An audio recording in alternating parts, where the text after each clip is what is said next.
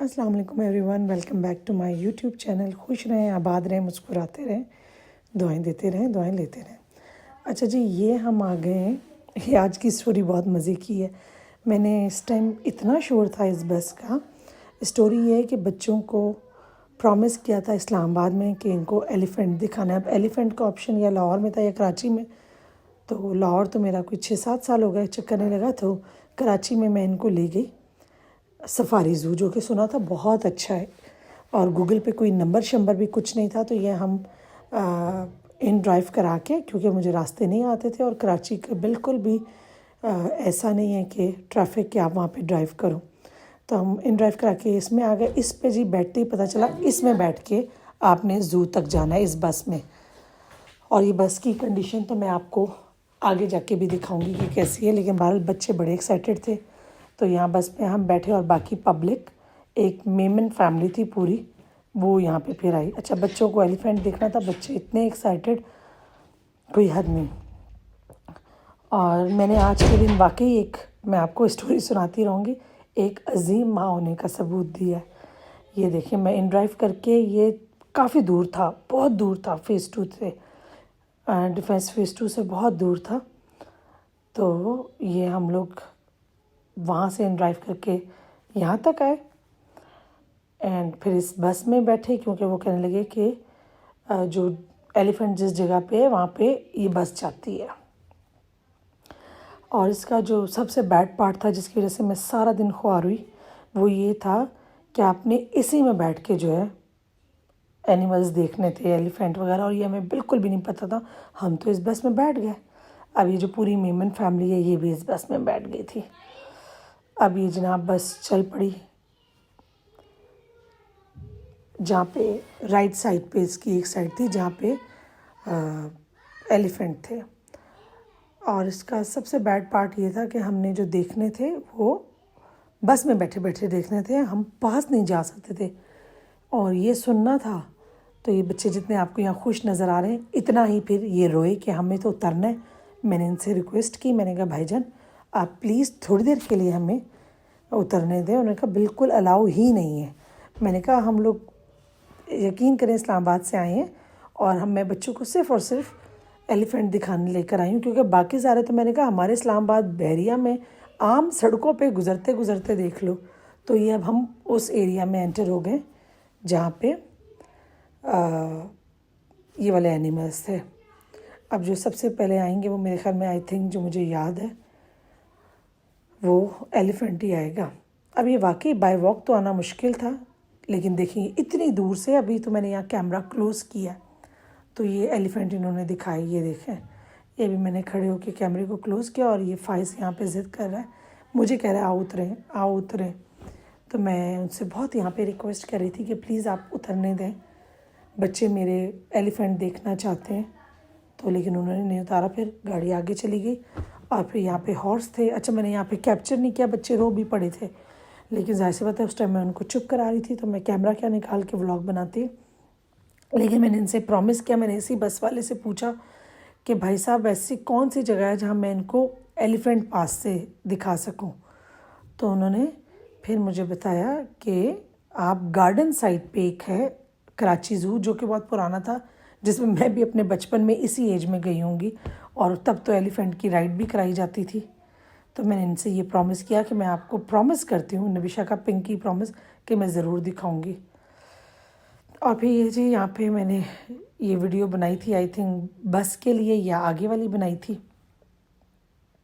कि ये देखें ये हमारी सफारी ड्राइव कैसी थी, ये बस का दरवाज़ा देखें। अच्छा, बच्चे तो इस बात से बिल्कुल बेखबर होते हैं। अभी हम वापसी पे आ गए थे, वापसी पे फिर मैंने और क्लोज़ किया कैमरा को, लेकिन ये बहुत ह्यूज एलिफेंट थे, बहुत बड़े बड़े एलिफेंट थे। तो बस फिर हमने यहाँ से एलिफेंट देखे और फिर हम निकले और हमने एक रिक्शा पकड़ा, क्योंकि मुझे नहीं समझ आई थी कि हमें कहाँ जाना है। मैंने इससे पूछा भाई तुम ले जाओगे? इसने कहा 700 रुपये लूँगा और ले जाऊँगा। और फाइज़ की और नबिशा की तो कराची में ये फेवरेट सवारी थी। तो अब हम गार्डन वाले ज़ू में रवां दवाएँ। अच्छा, फिर यहाँ पे क्या हुआ, कायद-ए-आज़म का मज़ार है। मैंने नबिशा को बताया, मैंने कहा नबिशा पाकिस्तान जिन्होंने बनाया था ये है वो कायद-ए-आज़म का मज़ार। तो कह रहे मामा वो इतने मज़े की उसने बात बोली कि अरे वो ये अपनी दुकान पे काम कर रहे थे, तो यहाँ अपनी दुकान पे काम करते करते मर गए और उनको फिर यहीं पे दफना दिया। अच्छा, उसको दफनाने का इसलिए पता है कि उसकी नानों की तो वो कब्र पे जाती है ना। अब ये हम पहुँच गए थे गार्डन वाले ज़ू पे। अब मैंने बस सिर्फ बंदे से ये पूछा कि आप मुझे बताएं कि एलिफेंट कहाँ पे। उसने राइट साइड पे इशारा किया। अच्छा, अब ये कराची ज़ू मेरे बचपन में जैसा था ना, ये एज़ इट इज़ अब तक वैसा था। यानी कि मैं आपको बता रही हूँ कि 35 ईयर्स बैक ये बिल्कुल वैसे था। और यहाँ पे आ गया एलिफेंट, और ये रहा, इन्होंने इतने करीब से देख लिया था। और यहाँ पे कोई आंटी इनको गाजरें भी डाल रही थी, तो उन्होंने गाजरें हमने उनसे लेकर इसको फेंक दी थी। लेकिन ये वो एलिफेंट है जो नूरजहाँ, जो जिसकी डेथ हुई थी उसके बाद जो एलिफेंट आया था, और आई थिंक इसका नाम इन लोगों ने बेनज़ीर रखा है। अच्छा जी, अब फ़ाइज़ की एलिफेंट वाली ख्वाहिश पूरी हो गई थी ना, अब अगली फरमाइश। अब ये देखें, ये ज़ू के हालात देखें। ये उस वक्त जो केज था वैसे ही, जो दरख्त थे वैसे ही, पेंट वैसे ही, यानी कि कोई तरक्याती काम इसमें नहीं हुआ था।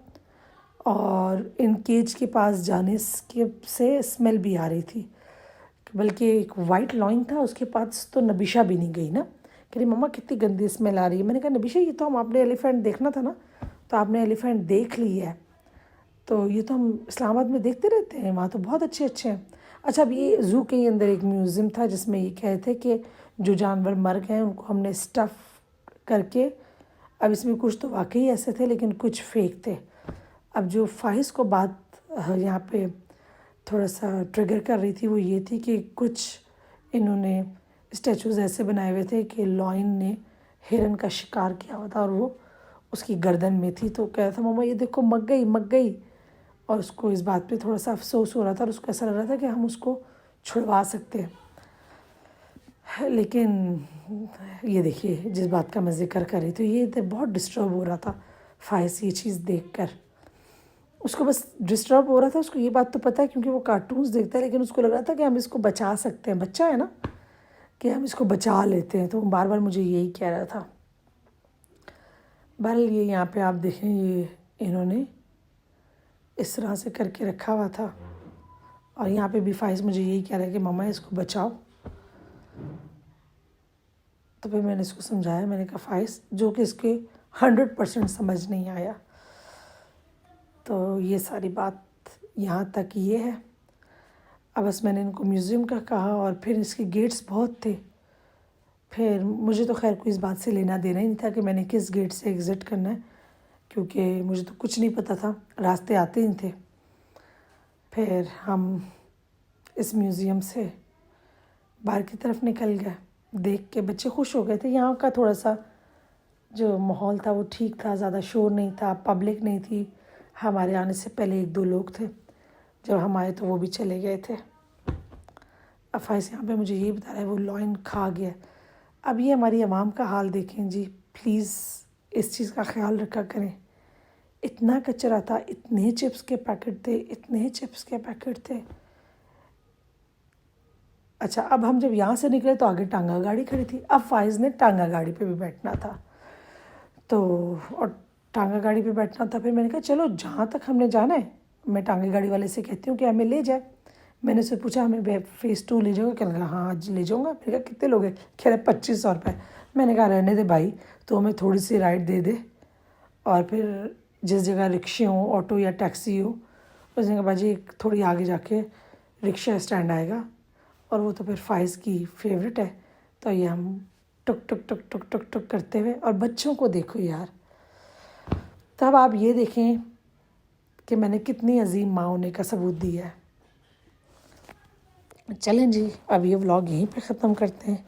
यहाँ से फिर हमने ऑटो लिया और हम घर चले गए। अल्लाह हाफ़िज़।